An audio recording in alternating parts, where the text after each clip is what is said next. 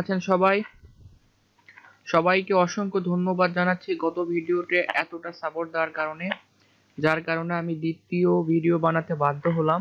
আজকে যে জবটি নিয়ে আলোচনা করব সেই জবটি ব্র্যাক ব্যাংক থেকে। তো তারা সারা দেশে যেমন দেখতে পাচ্ছেন তারা সারা দেশে নিয়োগ দিবে ব্র্যাক ব্যাংক।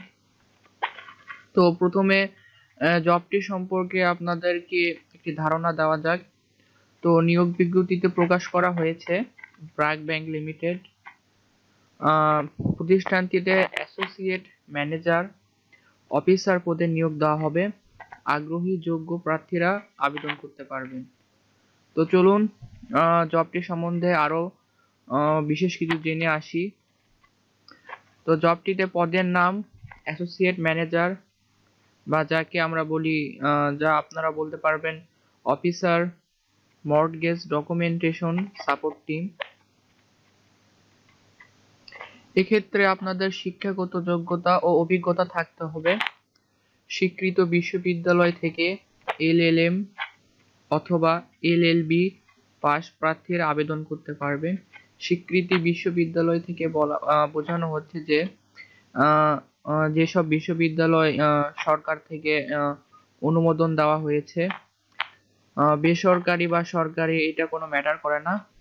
তো প্রার্থীরা ন্যূনতম 3 থেকে 5 বছরের কাজের অভিজ্ঞতা থাকতে হবে। এখন আপনারা জানেনই সব জবের ক্ষেত্রেই কিছু কিছু অভিজ্ঞতা থাকতে হয়। এক্ষেত্রে আপনার এখানে যেটা আরেকটি বিষয় উল্লেখ করেছে সেটি দেখতে পাচ্ছেন যে মাইক্রোসফট অফিসে দক্ষতা থাকতে হবে। তো এখন সব জবের ক্ষেত্রেই আপনারা জানেন যে কম্পিউটারে বা বিশেষ করে মাইক্রোসফট ওয়ার্ড, এক্সেল এগুলোতে অভিজ্ঞতা থাকতে হয়। তো পরের স্টেপে আমরা জানবো কর্মস্থল এবং বেতন। আপনারা জানেনই ব্র্যাক একটি খুব পপুলার একটি প্রতিষ্ঠান বাংলাদেশে। তো তারা সারা দেশে যে কোনো স্থানে আপনাদেরকে পাঠাতে পারে। প্রতিষ্ঠান নির্ধারণ তারা করে দিবে।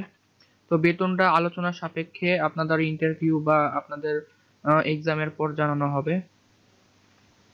তো আবেদনের প্রক্রিয়া, আবেদন কিভাবে করবেন?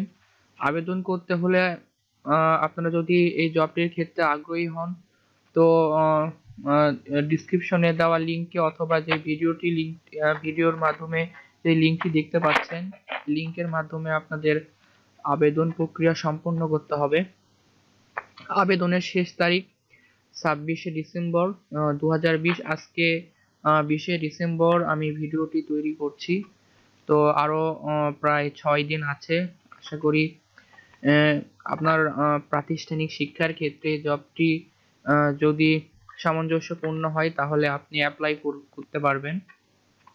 তো সবার জন্য সবশেষে দোয়া রইল।